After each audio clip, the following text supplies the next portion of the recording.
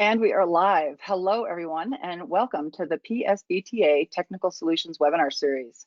Thank you for spending time with us during the holiday season. My name is Martha Ellis, and I'm the Executive Director for the Public Safety Broadband Technology Association, or the PSBTA. As an association, our primary objective is to work as a broadband and user advocate for first responders and service providers. Recent developments within the FCC regarding public safety's 4.9 gigahertz spectrum has brought to light how vulnerable spectrum previously allocated specifically to public safety can be.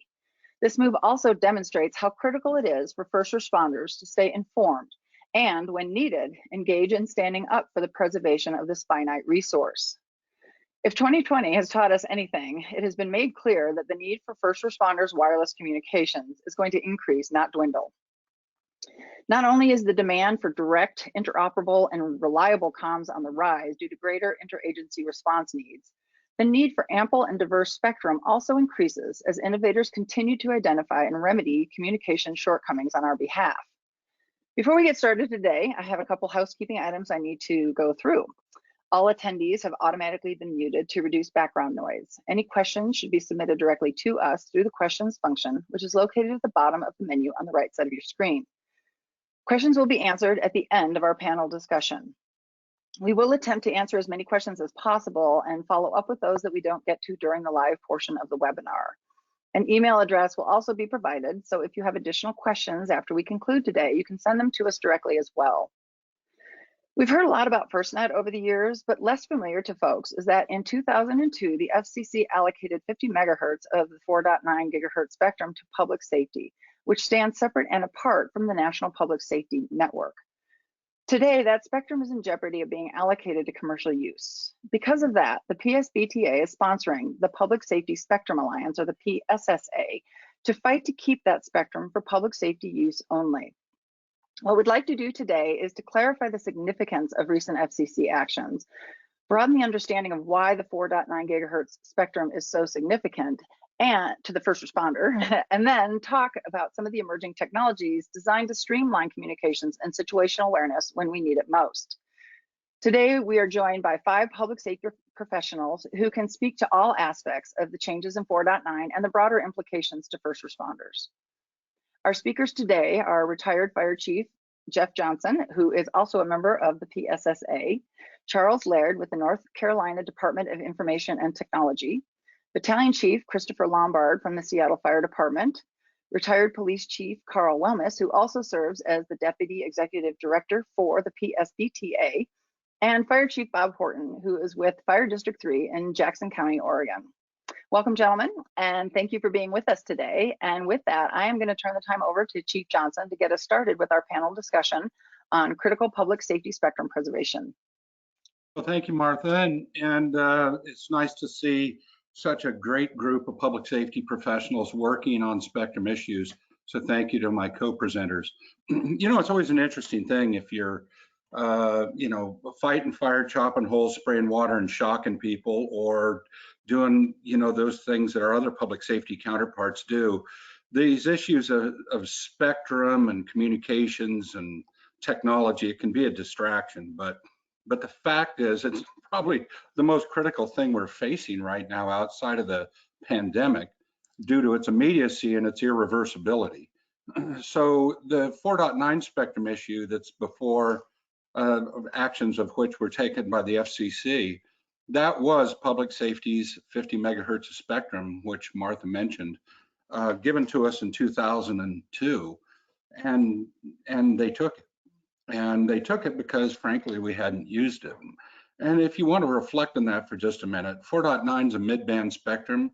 It's got value for 5G and point-to-point communications. But 5G is just now a thing.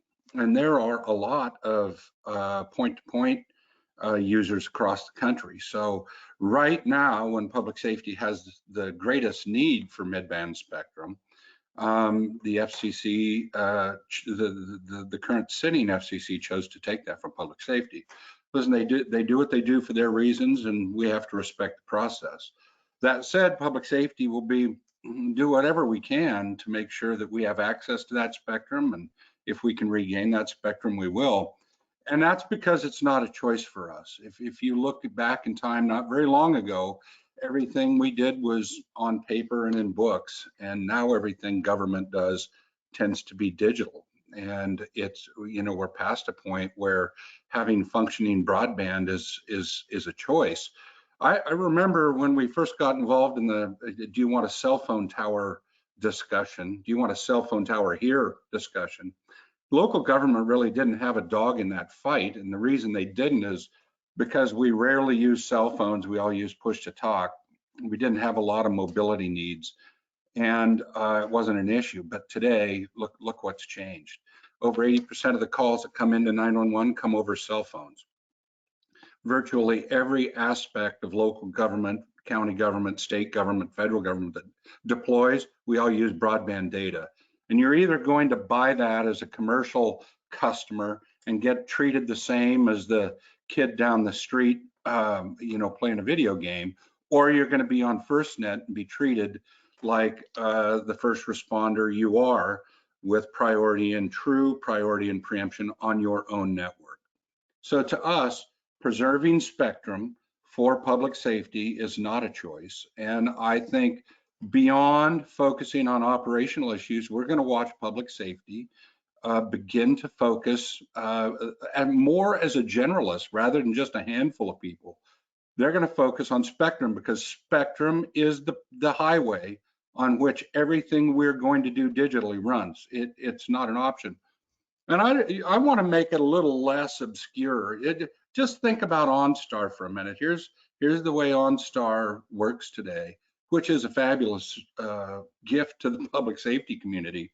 But today, when someone's in a GM vehicle and let's say it hits a tree, OnStar Center uses a third-party service to convert that lat lawn into an address, and then they dial into the front of the 911 system, and they say, "Hi, this is OnStar. We're reporting a motor vehicle accident and an OnStar activation at the following address." And then we go from there. But let's think about what they actually have that we're not getting.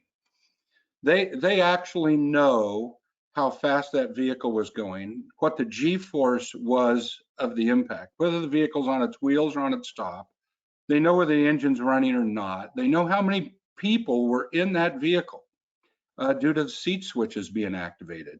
And let's think about that, and regardless whether you're a police officer, a firefighter, or a paramedic, or any combination thereof, wouldn't you like to know that it was a Suburban with 8 people at 90 miles an hour? That's a different response than one person in a Suburban and a 20-mile-an-hour motor vehicle accident. So the ability to capture that information and move that to a responder, and then have full engagement of the responder between the time they depart and when they arrive, it's just a really simple example of how our world's going to change. Public safety community is going to stay engaged in these issues to make sure that we have the spectrum we need to communicate, and we're only going to see the thirst for this grow. I just want to touch on, you see the logo of the Public Safety Spectrum Alliance on your screen. They're supported by the Public Safety Broadband Technology Alliance. These are 2 organizations that exist to make sure that you have the spectrum you need to do your job, and that we're engaging on a national level to make sure that we preserve spectrum for public safety, and that we deal with issues related to public safety broadband. So Martha, I think those are my opening remarks about the importance of gaining and capturing it, about the importance of PSBTA and the PSSA in terms of the fight. But frankly, each one of us in public safety has a responsibility to help. And so before I turn this over to the Charles Laird, who's the program specialist for the North Carolina Department of Information and Tech, Martha, I'll just pass it back to you. Do you have anything you want to ask before I wrap up my remarks? I do. Thank you so much, Chief. You always bring something new to light when I listen to you speak, so it's always a pleasure. So to me, it seems like things are really moving at a breakneck pace within this broadband space, and things can move so quickly. I'm just kind of curious what your perspective is. How does the first responder keep their voice engaged on these matters? How do they stay informed, and how do they make sure that their voices are being heard? Well, that's a great question. The first thing is you just have to plug into your trade association.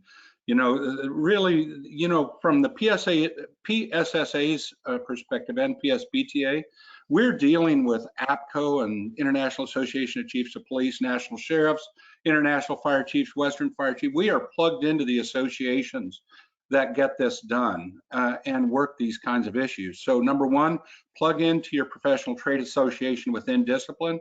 And number two, get out of your lane and plug in with PSSA and PSBTA. We're the ones that are watching these things on a daily basis and have a broad membership of all public safety disciplines to help us pursue them. And here's why this matters, Martha, because listen, I don't care whether you're the president of all police chiefs that have ever lived. That's a great title and it matters, but right, we are powerful when all the public safety voices come together as one. And number two, that we have to engage people through their elected officials. So here's what's most powerful: that the president of all police chiefs who have ever lived, they know who the people are of the subcommittee making the decision on an issue that matters to public safety. And you and I that are doing this job every day, if we're in their area, if we're in that congressional district, we call them and tell them why it matters. Without you connecting us to the elected official, connecting us directly from their home states, we're far less effective. Fantastic. I really appreciate the insights and the plug, frankly, because we do work very, very hard to stay on top of all this information. Hey, one other question came in, and I know because you and I have worked closely together with the PSSA on a high level, on a very high level. The question has come in: what future role should the FCC play with the 4.9 spectrum management going forward? And then the same question applies for state agencies. So it's interesting that this question would come up. But maybe you could speak just to some of the work that's being done to maybe put some of those recommendations and best practices forward. Well, the current FCC has taken the public safety spectrum and allocated that to the states. And at the most basal level here, what that means is that each of the 56 states and territories can take that spectrum, get a partner, and do what they want with it. And what that means is, wow, we're going, after we just proved with FirstNet, you can have a single nationwide license, and not only does it work, but it works well. The FCC's approach is going to take us back to 56 different ways of doing it at a minimum. That's not in public safety's interest. We had 25 states supplementing the West during the wildfire fight. We don't need that kind of complexity. So I do believe that the PSBTA and the PSSA will be actively engaged in making sure the FCC understands that public safety does not want what they did to happen, and tell them why that's important. And we'll be using our members to try to carry that message. Moreover, we'll be carrying messages similar to that at the state level about the importance of one way of doing it. Great, and I think Charles is going to be able to speak pretty clearly on what's happening at the state level, especially from the perspective of North Carolina. So with that, Chief, I thank you. Just for all of those in attendance, Chief does have to jump off of the webinar early because of another commitment, but we really appreciate your time this morning, and we will see you on one of our other calls, sir. Thank you. And with that, thank you. And with that, Charles, I'm going to turn it over to you. Thanks, Martha. Good morning or good afternoon, depending on where you are out in the nation. As Martha alluded to, I am going to touch a little bit on just some of the different things to think about, at least what we're thinking about here in North Carolina at a state level.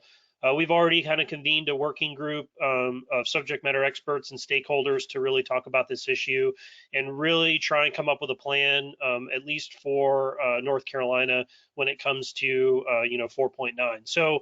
So some of the things I'm going to be talking about today are just some implementation concerns for the current ruling, just some of the things that we've come up with that may also be relevant to you, your responders, and others who work in your state.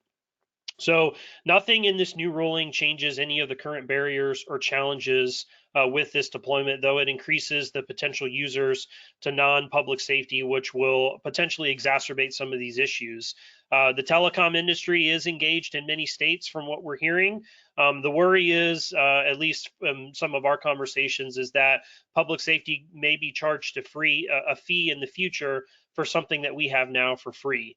Another thing that we're trying to consider and think about is, a state would need to duplicate some of the functions of the FCC, such as establishing a database of deployments if there were to award leases, while also protecting incumbent deployments, and then including any future public safety usage, which will be a part of the conversation today. And we have some sort of, coordination that's being done at the state and before this conversation kind of came to light at a national level. But we are concerned a little bit that how would we go about doing that? There's some of the challenges that state agencies might have. Is at least on the administrative side of it, is what kind of costs will come about? Is there a current agency or business unit within a department that can add that to their current responsibilities? Or, is this something where they're going to have to hire a whole new group of people in order to do a lot of the coordination?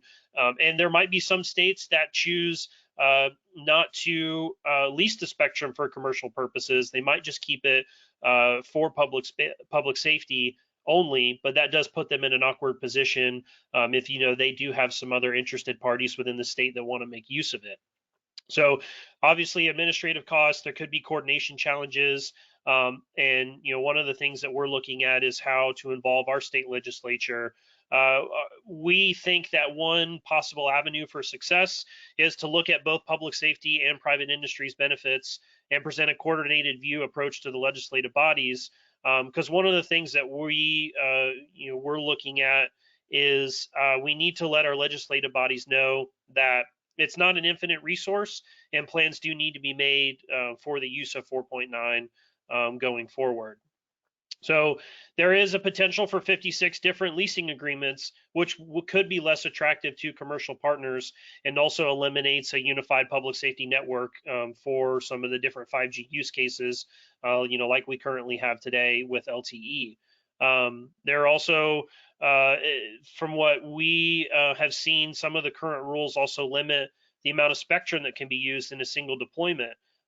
Which would limit the data that can be passed through public safety and through other users, and could create a difference in equipment that's manufactured for 4.9, which could lead to increased cost. We have seen a lot of really good success with Band 14 with the National Public Safety Broadband Network, in that a lot of our hardware, smartphones, and other devices that connect do have that band in there.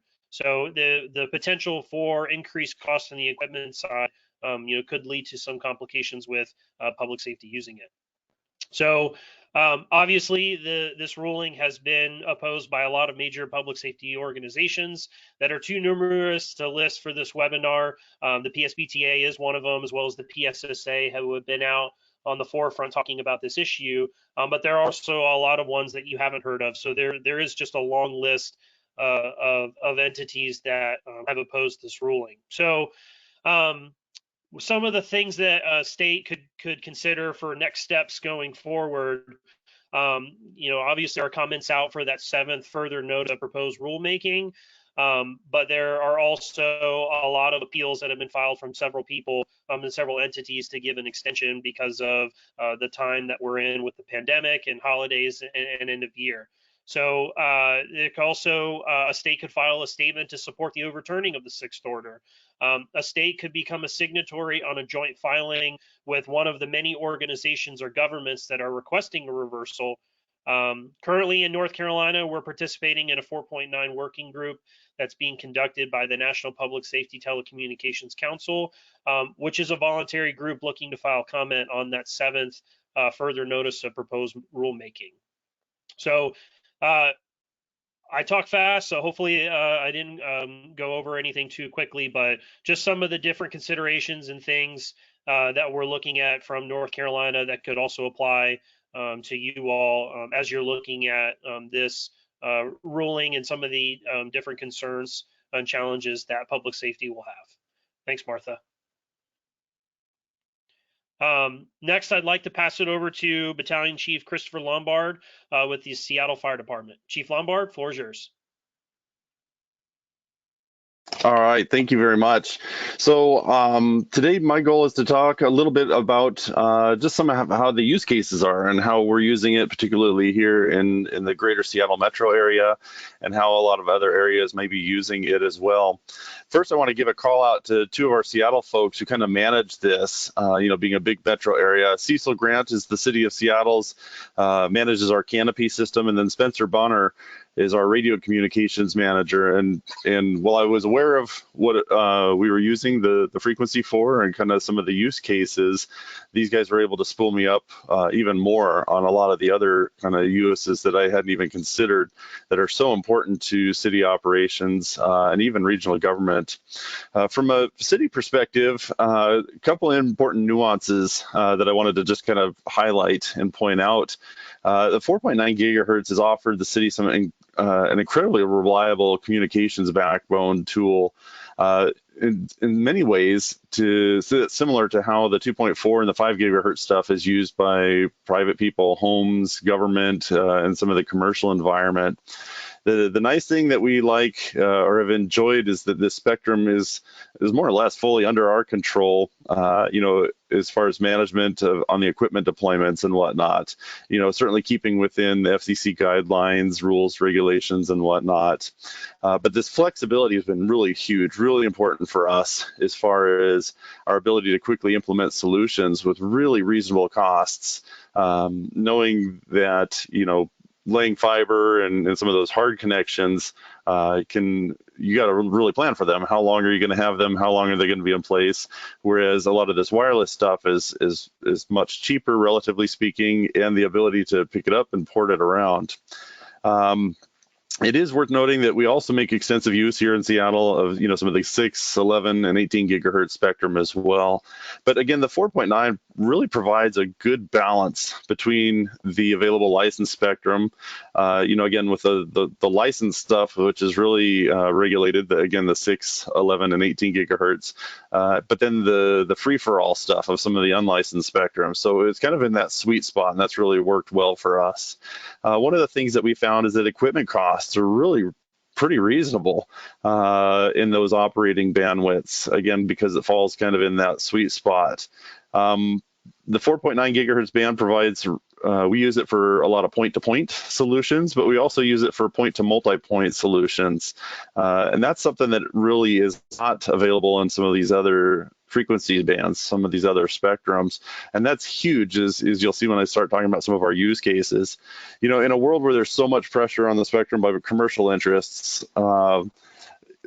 Chief Johnson said it, and Charles said it as well. Can't emphasize enough. Keeping this with public safety, with government use, is huge to try to keep a hold of some of these options for us, some of these spectrum carve outs. So how do we use it here in Seattle? So one of the ways that we use it here in Seattle has both a single area license, but then we've also got I think it's 58 licensed hops in that 4.9 gigahertz that we're using. So we're using the full allotted band. The 4.9 gigahertz is used primarily as a transport for multiple City of Seattle facilities to support data network connectivity as well as voice services. In the fire service, we are really big on the backup to the backup to the backup, and having that redundancy. And so what we do is we use multi-point to connect all of our fire stations. Now, we do have a robust fiber network that we use for station alerting, for just internet use throughout the city. some status messaging and whatnot as well. But again, we also use this, we use the 4.9 as a backup for that. So if our CAD system detects, that say a backhoe is cut through the fiber, which has happened on more than one occasion during windstorms or something like that, then, in milliseconds, the station still receives the alerting that they have seamless to the end users, which is really important, during that 911 call. The other way that we use it too is providing connectivity to a lot of our community centers and our public facilities. So, not just fire stations, police precincts, a lot of our public utilities. So that secondary user or that secondary responder class that helps keep public safety, police, fire, and EMS going. The nice part is, again, delivery of these services via this frequency, certainly a lot cheaper than trying to put up and maintain some of the longer infrastructure. So we use it here in Seattle, sometimes in a lot of the disadvantaged communities, certainly during this COVID stuff where we're setting up temporary shelters, or I'm sorry, not temporary shelters, but temporary testing sites. And as we move into the vaccine administration, again, you can bring these sites on with full connectivity, data connectivity as the rest of the stuff. I was interested to learn that we also use it in really unusual connectivity environments. Again, the fire service, especially in an area like Seattle, is really as good as our water supply is. So in our watershed, our Seattle Public Utilities will use the frequency to connect to, say, water quality monitoring buoys out in the middle of the reservoirs and stuff like that, so that they can keep streaming information as far as water quality and whatnot. Whereas, laying permanent infrastructure would be wholly unrealistic in some of those. Another area where we use it in Seattle is a lot of our mobile or temporary locations. So this is really important to us. So for example, our fireboats, when they're connected or disconnected to the shore, depending on where they are in their station or their response, we're able to create a high-speed data connection pipe to them as well. Whereas trying to run something out over the water would just be, again, not very realistic.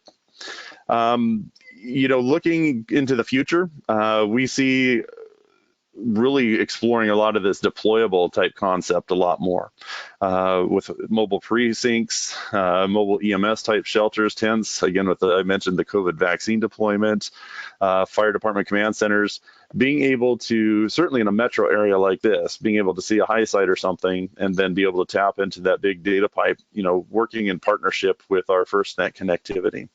So to just kind of summarize some of these things, again, we feel that the licensing is going to be a big issue. Being able to know where we can use it, to be able to have some consistency there is going to be big for us going forward. The Western United States saw some profound fire responses this year, making a lot of the national news, I'm sure. And while FirstNet has been bridging a whole bunch of gaps, being able to partner this with some of this spectrum here, and again, create some of those last mile connections for big data is going to be huge going forward. Again,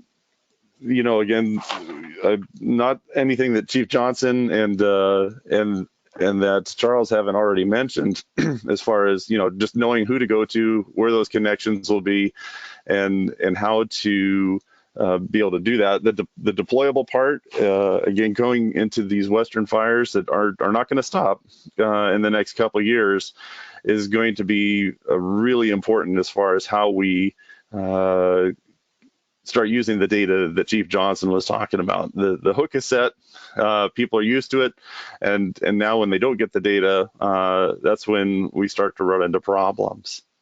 With that, I'm going to turn it over to Chief Carl Wilms, our police officer liaison on this panel, to kind of give us a little different perspective. Chief? Thank you. Thanks, Chief. Well, hello, everyone. I am Carl Wilms, and I'm here with a lot of firefighters today. I wasn't aware of that, so hopefully in the background and on the webinar, no jokes on the test taking, please. Because by trade and training, I've worked my whole entire adult life in the law enforcement arena. But today, of course, I'd really like to talk to you a little bit about the troubling decision by the FCC with regards to the 4.9 spectrum. We've talked about it today, but really that ruling with respect to the 4.9 spectrum, in my opinion, will have not only a short but a long-term adverse impact on public safety. And all the presenters have talked about it a little bit, but from my perspective as a former police chief, what are some of the issues? So the first thing that comes to mind is, unfortunately, will public safety be forgotten? Will the police and fire, first responders, EMTs, paramedics, and emergency management, will they be forgotten as it goes to the state? And then the other issue is the funding from the leases. Where will it go? And my fear is it could, not that it will, but in some instances it may happen, that the states may reallocate that funding to other programs within the state, and then it'll be lost. And of course, we all, since 9/11, have been working on interoperability. Will there be interoperability? And will the spectrum be shared amongst the states and amongst the cities? And then, of course, we have the issues of who's going to manage the spectrum. And as it was brought out to by the chief, it could be different in each state. So I mentioned these things. So how is that important to the 2021 policing program? Well, I think as you listen to the news each night, we can all agree that policing in 2021 is going to be a challenge. Now, the Police Executive Research Forum notes that we're experiencing a transformation in how criminals are using technology to invent new types of crimes, and they're creating new methods for committing those crimes. So as crime continues to change, law enforcement's going to need to change as well. And when we do that, we're going to have to use technology. And technology needs data and it needs spectrums. And police departments need to make significant changes, I think, in technology to address these new developments. Now, the other elephant in the room that we're all facing, especially on the police side, is this movement to defund the police. And I could have a great spirited debate with all of you on that issue, but clearly I think police leaders in our nation need somehow, some way to address the issue. And that said, I think that the police can improve. I think we can always improve. Lifelong learning and lifelong improving. So what can the police do to improve? Well, I think it begins with collaboration and alternative responses for our police officers. And to do that, we need technology, more data and more spectrum. It also includes building on the trust in the community, transparency and accountability. You hear that from the mayors, from IACP, all across the country, transparency and accountability. And truly, if errors are made, we should be accountable for that. But technology is going to help us with that. And that technology too needs data and it needs spectrum. So as police leaders continue through 2021 and on, they need to embrace these issues of quality of life and crime and disorder, increased training, de-escalation, community policing. I think we need to get back to the broken windows theory. But most of all, we need to, excuse me, build some relationships within our community and with all community members. And all of that starts with, I think, technology. And so that's why I mention it in the context of the 4.9 spectrum, because it will be that data technology that solves the problems, I think, for police. Now, here are some emerging technologies that we're also using as it goes to those things I just mentioned about addressing the needs of the community and community policing and those things. New technologies that we're using now that helps us be more effective and efficient, really, in the police world. And some of that is robotics, where in some countries now you actually have robots that take police reports. ShotSpotter, we use that all over the country today. LPR technology, facial recognition, body-worn cameras, drones, the things that the both police and fire, when we partner, we use the drones, and it's been an incredible tool for us. But there again, spectrum and data. Internet of Things, artificial intelligence, and augmented reality. Those are all emerging technologies that help us and ties us to the community for community policing. So when you think of Internet of Things, what do you think of? Smartphones. But in law enforcement, I think IoT represents a connected device that police carry, like not only the smartphones, but the tablets.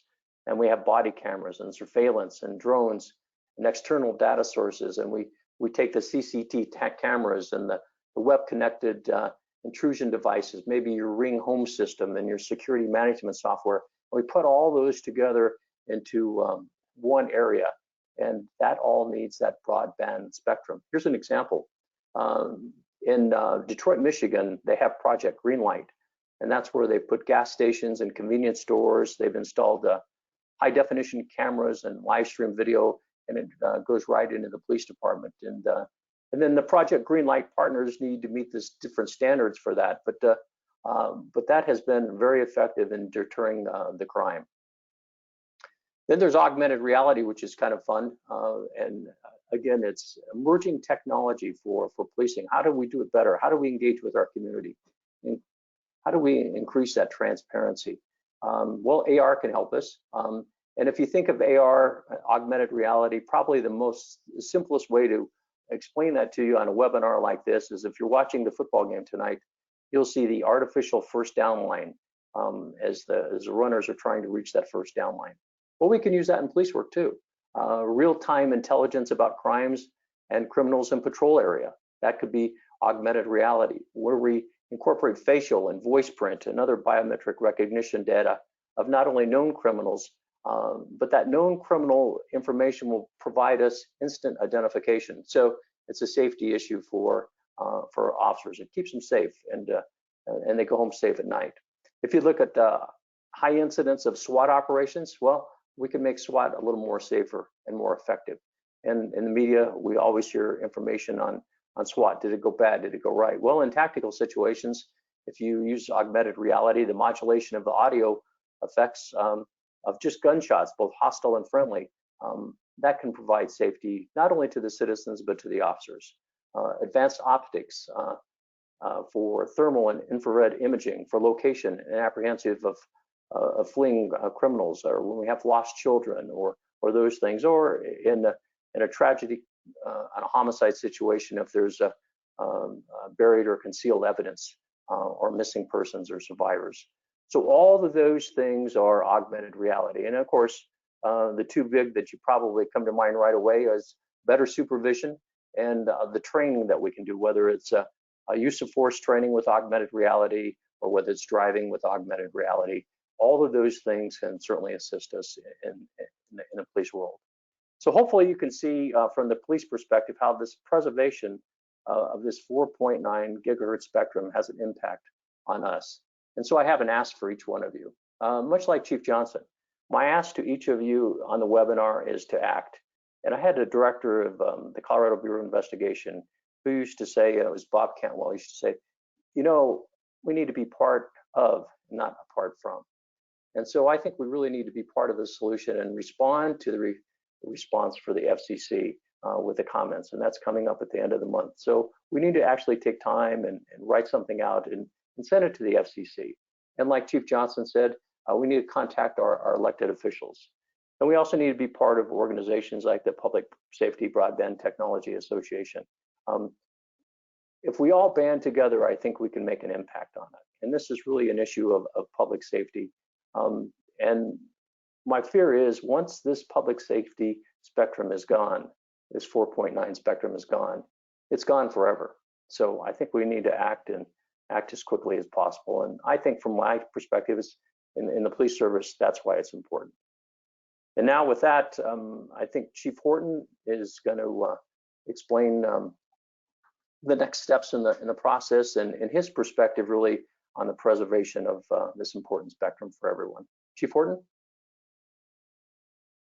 Thank you, Chief. What a wonderful tee up for the piece that I'm going to talk about. And I'm just so grateful to be able to share the stage with such smart people working on this critical issue for public safety, particularly for the fire service. So you're talking about things I don't even understand. But that's why this is so important that we're having the discussion and that we are supporting our associations that, for those of us in public safety, know are working behind the scenes to protect this important spectrum for us. But I do understand this. I do understand that we have to be intentional about our technology and our utilization of technology. For us in the fire service, you know, we can imagine a lot of great applications. We do this, we're visioning about what it's going to look like. I'll talk a little bit about some of those today. But it's some of this isn't even going to be new. It's sort of technology that already exists that we need to pull together so that we can utilize it in our space. And when it's mission critical, it's key that we have priority and preemption. And I know many of you in the audience know how important that is. Like Chief Johnson had already alluded to, like we haven't even scratched the surface in the utilization of technology in our public safety space. So the idea that we may have some, minimizing of our spectrum today is really concerning to me.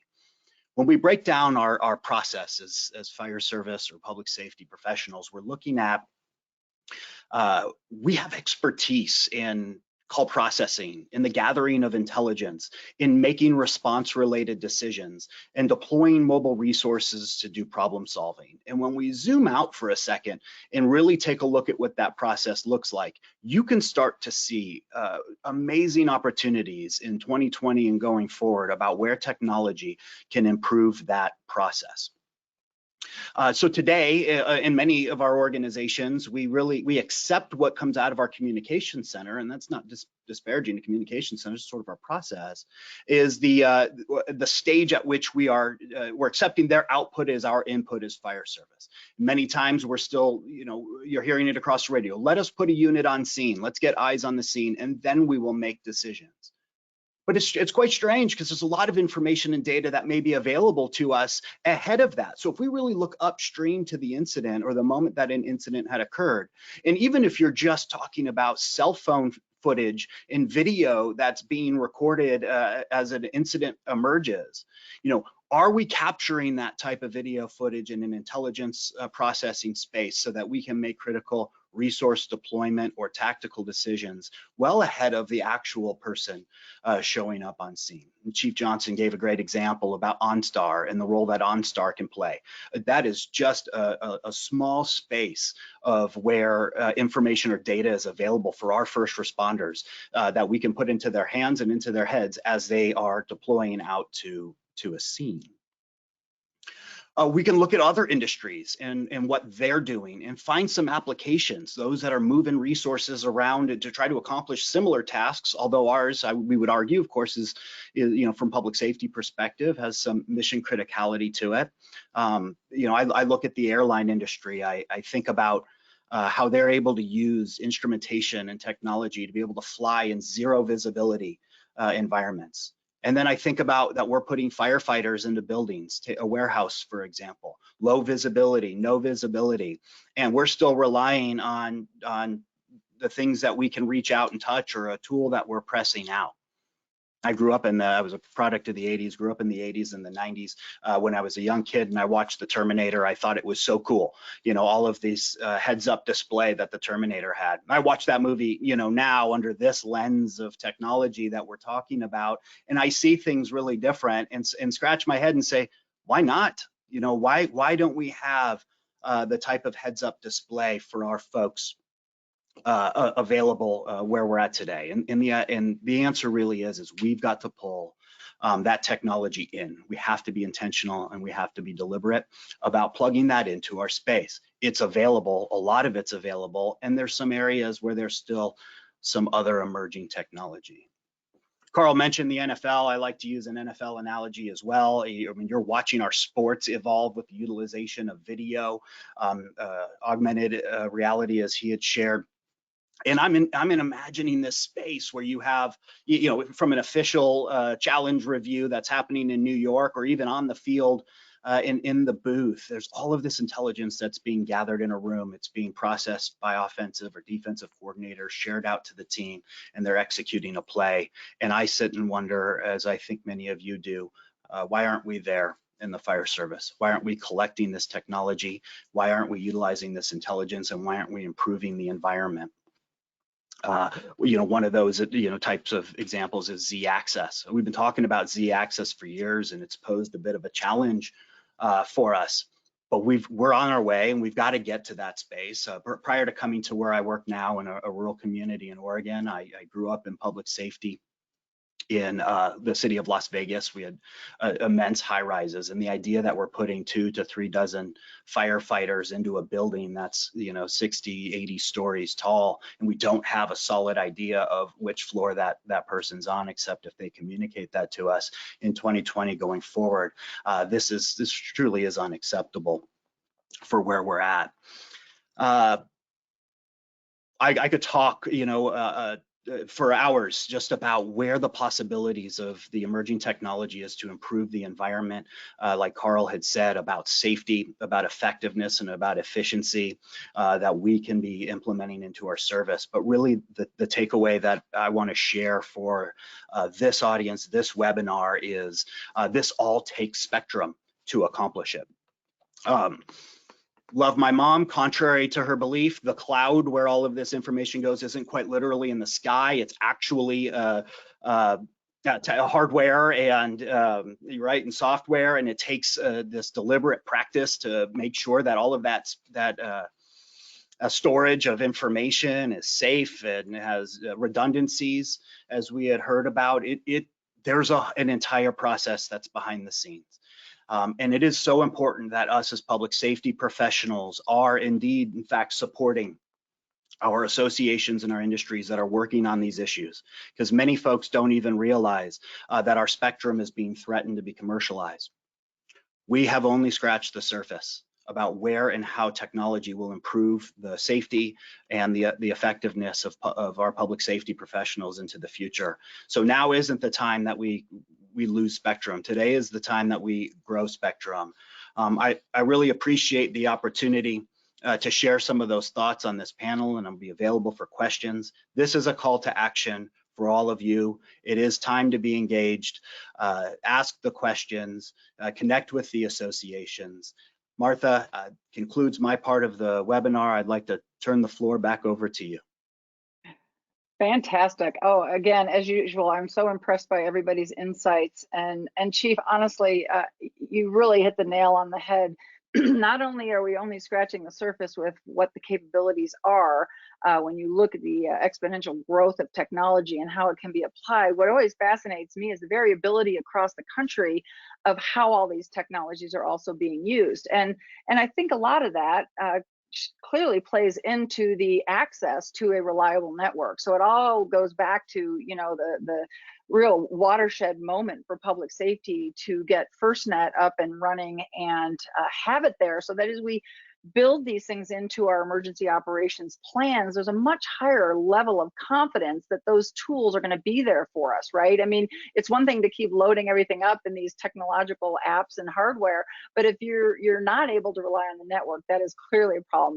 And it also plays into the criticality of maintaining 4.9, because our spectrum needs are only going to expand. And honestly, as far as situational awareness goes, I am so excited for where we're headed, because it's going to save lives, and that's the bottom line. Not only are we saving the lives of our first responders, but we're going to be so much more effective plotting out what we're going to do before we even get to the scene, which is going to save valuable time as well in mitigating those hazards and issues for our citizens. So thank you so much. So now we're going to go into a little bit of Q&A. We've got roughly 10 minutes to answer some of the questions that have come in. One of the things you brushed on, and I'm going to start with you, Chief Horton, was the Z-axis. When you look at Z-axis and how it's going to impact fire in particular, you touched on the criticality of that, but can you talk a little bit just about the spectrum needs that could be consumed by that type of software? Yeah, well, the technology, I think if I'm understanding your question right, is the availability or access of the technology space to be able to process that type of information and make it available. Did I understand the question right? Yeah. I don't know. I wouldn't be able to speak necessarily to the technical components of how well or what it would take, what the demands are in terms of what the Z-axis processing might look like. But what I do know is that we cannot advance the this idea of Z access or safety without having that type of capacity. So, it's sort of that highway analogy that Chief Johnson had mentioned at the front end of this, is that making sure that we have enough space so that we do have, in fact, that reliability. If we're navigating, Z access to 100 stories, we have to know within, a small margin of error, 1 meter of space where where the firefighter is or where the victim is. And so maybe one of our more technical folks might be able to speak to what that capacity space looks like. But what we do know is that it has to be reliable at the time that we need it. Martha, if I could just piggyback onto Chief Horton's comments for a second, one of the things that we found with FirstNet is that you have to have the capability first. And certainly once you have that capability, oh my gosh, the world's going to start blowing up with the solutions. And we've certainly seen that in the FirstNet. And so I think, like Chief Horton was just saying, this is about getting that baseline capability so that it will explode on top of that. Yeah, and I completely mirror that perspective, Chief Lombard. I think the exponential growth of technology, now that department and agency leaders can make those decisions with more confidence, clearly the innovators are going to start, providing those types of tools for us at a much greater rate. So I completely agree with you. And since I have you up here, Chief Lombard, I'm going to first of all compliment you. I loved the diversity in which you demonstrated the use of 4.9. I think that's so impressive because I think 4.9 is a little enigmatic to people. Many probably haven't even heard of it because there's been so much press and publicity for the FirstNet efforts. But you would be a fantastic resource, and I'm going to probably put you on the spot here a little bit, but for those who are out there, and I'm not going to ask you a question right here live, but for those who are out there who may be curious about how they could better leverage 4.9 within their jurisdictions, I'm going to welcome people to send me the email. There's an information email address that's going to be on the last slide, and then I'm going to forward those to you and see if we can really generate some more interest and use within that spectrum, because boy, Seattle's knocking it out of the park. I can't say enough. It's what home or business or commercial place doesn't have some kind of mesh working in it right now? With your nodes throughout your house that you can seamlessly walk with your phone device or whatever, just going from hop to hop to hop on your wireless access points. Clearly, public safety is wanting and now expecting that outside of the home, outside of the office, outside of the commercial store. Again, talking about the incredible wildland fires and the hurricane season too that we had, where the networks are destroyed. FirstNet is definitely doing their part as far as the deployables and whatnot. But again, less than 100 deployables around the nation, and we're just scratching the surface. There is a huge potential within the spectrum to start doing that mesh networking outside and getting that big data where we need it. Well, and to your point, I think it's hilarious when you look at what our kids can do, right, with their device in the palm of their hand, and we're looking around as first responders going, well, we need that. We need it at a mission critical level, but we really need so much of that. So it is a big paradigm shift in a transition, and Chief Johnson alluded to that as well, really shifting that private sector use into the public safety space with the higher level of security and access and spectrum availability. So one question for you, Chief. You did speak a great deal clearly to the area in which you're most familiar, which is the metropolitan area, but can you see any use for 4.9 within the rural locations? Absolutely. Again, I would see even more use out there than maybe even in the metro area. Again, with full appreciation for the cost of getting, big pipe infrastructure, some of those distances and whatnot, the ability to use this wireless element for big pipe connectivity, I think, again, the cost point is I think going to be the biggest driving force. I'd almost defer back to Chief Horton on this one, as far as having grown up in Southern Oregon. You've got population centers, and then you got space, before your next population center and stuff.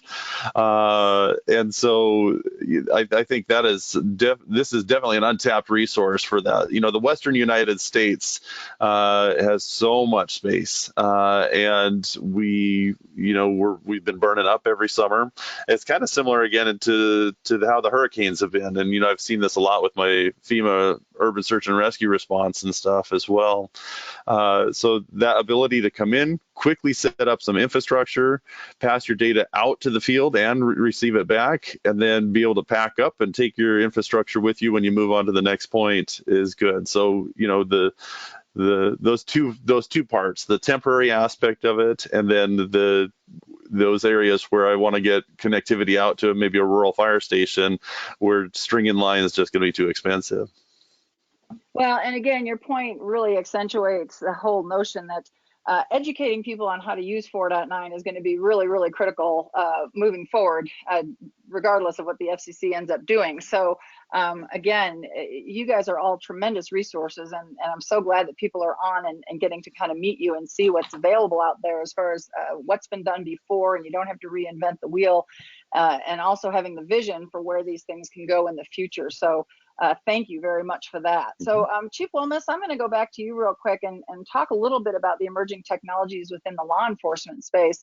Can you speak a little bit to maybe, are there any political implications to the emerging technology, and how might law enforcement leverage those to their advantage? Oops, you're muted, sir. There we go. I appreciate it.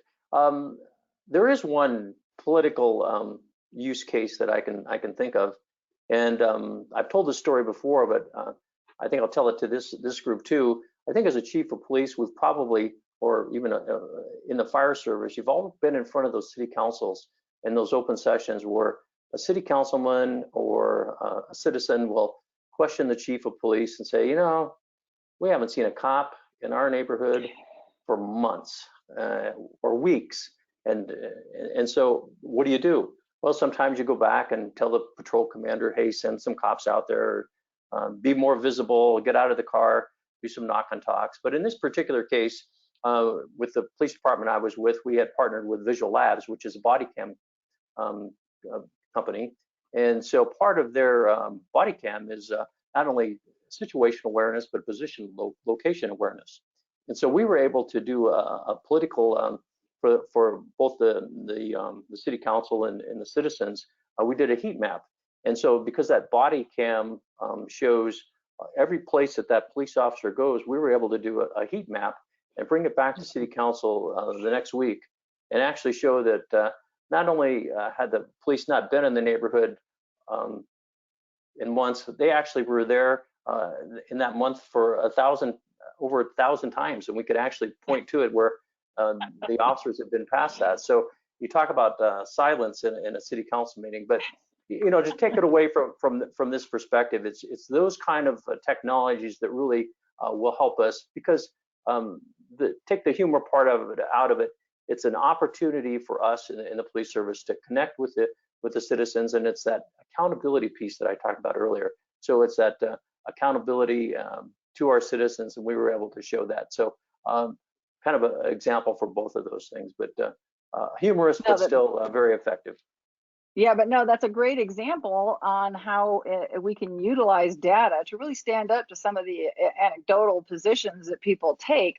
It's pretty hard to argue with some of that irrefutable data. And I think that's really important, again, to go to your point of accountability, to make sure that the conversations that are being had, no matter what side of the equation you're on, are being based on legitimate and measurable aspects of the job that we're doing. And if changes need to be made, they need to be made based on those measurable types of positions and incidents. So thank you very much for that story. I think that's fantastic.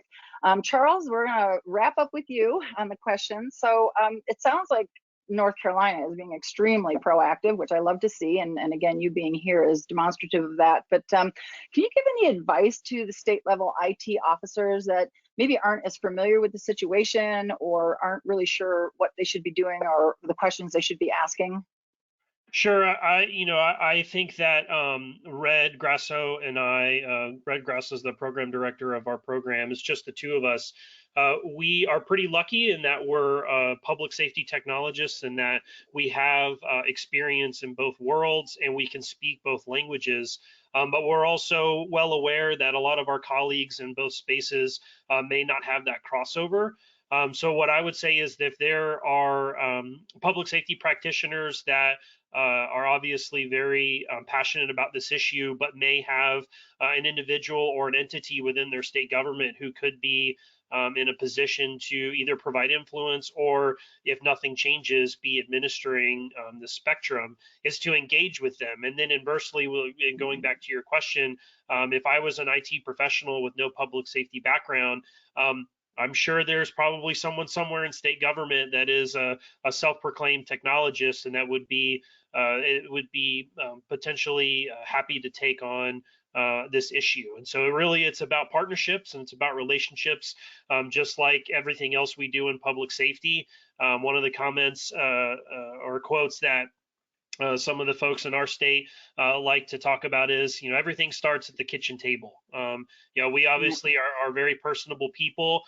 We like talking about issues. Sometimes we get heated and like to have good debates, but that IT professional could go and just they could pop over to their state police agency. They could go to their state fire marshal's office, or if they have an EMS agency, and really that would be a good place to start. Those individuals and those entities usually have a really good pulse on who the movers and shakers are in their state, and that would be a really good first step. It's all about relationships. Right. And boy, to your point, there's nothing more important than getting all the stakeholders at the table. One last thing, I know we're at the top of the hour, but you did mention the actions that can be taken, looking for best practices and taking action to overturn the FCC.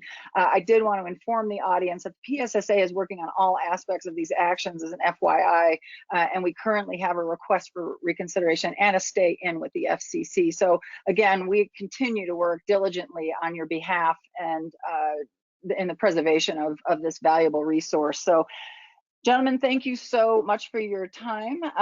We realize that first responders have a lot on their minds and plenty to prepare for, so worrying for the expanding needs on spectrum use should not be a point of concern, and that is why the PSBT and the PSSA are working so hard on your behalf. We truly hope that everybody enjoyed the webinar today and felt that it was time well spent, and we deeply appreciate your participation. Again, we are the Public Safety Broadband Technology Association, and we want to be your advocate for all aspects of broadband use within that public safety space. By being here today, you really, truly help our efforts to continually bring you cutting edge information about the current and developing matters specific to the broadband interests of first responders. So if you have any additional questions on today's topic, please email us at info@thepsb.org. This concludes our panel discussion on critical public safety spectrum preservation. And again, thank you so much for your time and have a safe and happy holiday season. Thanks, everyone.